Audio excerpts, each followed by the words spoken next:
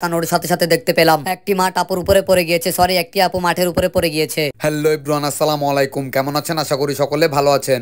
আজকে আমি আপনাদের সকলের মাঝে এমন একটি ভিডিও নিয়ে হাজির হয়েছি যে ভিডিওটি দেখলে হয়তো আপনারা অনেক ভয় পাবেন। সেই ভয়ানক দিনটি ছিল রবিবার, কিন্তু অতিরিক্ত তাপমাত্রার কারণে সেদিন কত তারিখ ছিল আমার ঠিক মনে নেই। সেই দিন আমি সকাল সকাল ঘুম থেকে উঠে দেখি আমি খাটের নিচে পড়ে আছি। তাড়াতাড়ি আমি ফাল মেরে উঠে কেউ না দেখে মতো মান সম্মানের সহিতে চলে গেলাম ওয়াশরুমে ফ্রেশ হওয়ার জন্য। ফ্রেশ হওয়ার ঠিক 10 মিনিট পর আমি আমার বন্ধু আইমানকে কল দিয়ে বললাম, তুই যেখানেই থাকস না কেন তাড়াতাড়ি 10 মিনিটের মধ্যে আমার বাসার সামনে চলে আয়। মাইকের আওয়াজ শোনার সাথে সাথে আমি তাকে নিয়ে চলে আসলাম আমাদের প্রিয় স্কুল শাহবৌমুখ উচ্চ বিদ্যালয় মাঠ প্রাঙ্গণে কোনো অঘটন হয়েছে কিনা তা দেখার জন্য। মাঠে আসার সাথে সাথে দেখতে পেলাম মেয়েরা তাদের জীবন বাজি নিয়ে দৌড়াদৌড়ি করতেছে। এগুলো দেখে আমরা দুজন অনেক ভয় পেয়ে গিয়েছিলাম। পরে আমরা দুজন জাহিদ খানের ডিগবাজির মাধ্যমে ভালো করে তদন্ত করে জানতে পারলাম এখানে নাকি বার্ষিক ক্রীড়া প্রতিযোগিতা চলতেছে। তাদের এই প্রতিযোগিতাগুলো দেখে আমার থেকে অনেক ভালো লাগলো। আমাদের সেই পুরনো দিনগুলোর কথা আবার মনে পড়ে গেল। সেই পুরনো দিনগুলোর কথা ভাবতে ভাবতেই আমি সামনের দিকে তাকানোর সাথে সাথে দেখতে পেলাম একটি মা টাপুর উপরে পড়ে গিয়েছে, সরি একটি আপু মাঠের উপরে পড়ে গিয়েছে।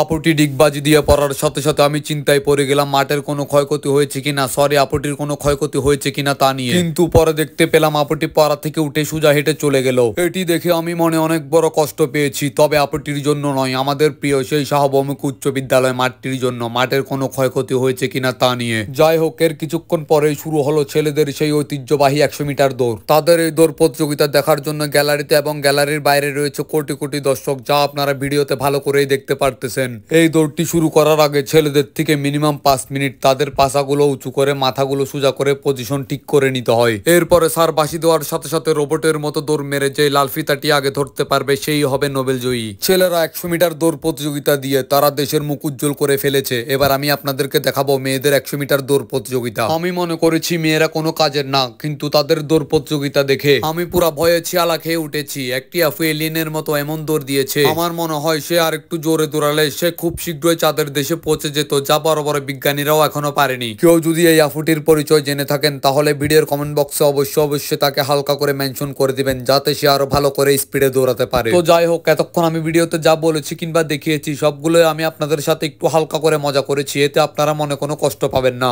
এই শাহবৌমুখ উচ্চ বিদ্যালয়ে এবং বিদ্যালয়ের মাঠে আমাদের অনেকেরই অনেক ধরনের স্মৃতি জড়িয়ে রয়েছে, যা কখনোই ভুলার মতো নয়। এই স্কুল এবং স্কুলের মাঠে অনেকেই অনেক রকম করে সোনালী সময় পার করেছে, যা এখন চাইলেও ফিরে পাবে না। আমাদেরকে যদি তখন স্কুলে স্যার ম্যাডামরা মারতো তখন আমরা তাদেরকে খারাপ মনে করতাম, কিন্তু এখন বুঝতে পারতেছি তাদের মায়ের গুলো আমাদের জন্য কতটাই না উপকারে ছিল। তারা যদি আমাদেরকে না মারতো, বকা না দিত, তাহলে আমার মনে হয় না আমরা কেউ এতটুকু আসতে পারতাম। এই স্কুলে কাটানো প্রত্যেকটা দিন স্যার ম্যাডামের ভালোবাসা, মায়া, মহাব্বত, যা আমরা কখনোই ভুলতে পারবো না, আমাদের কাছে স্মৃতি হয়ে থেকে যাবে সারা জীবন। তো যাই হোক, আমি আর বেশি কিছু বলবো না। এই শাহবৌমুখ উচ্চ বিদ্যালয়ের স্যার ম্যাডামরা কার কাছে কেমন ছিল অবশ্যই কমেন্ট বক্সে জানিয়ে দিবেন। আর যারা এই ভিডিওটি দেখছেন তারা যদি এই স্কুলে পড়ে থাকেন, তাদের যদি কোনো ধরনের স্মৃতি এই স্কুলে থেকে থাকে তাহলে এই ভিডিওটি অবশ্যই শেয়ার দিবেন। আর আমি আবারও বলছি, আমার কথায় কিংবা ভিডিওর জন্য যদি কেউ মনে কোনো ধরনের কষ্ট পেয়ে থাকেন তাহলে এই ছোট ভাইটিকে ক্ষমা দৃষ্টিতে দেখবেন। সবাই ভালো থাকবেন, সুস্থ থাকবেন, নিজের শরীরের প্রতি যত্ন নিবেন। আল্লাহ হাফেজ।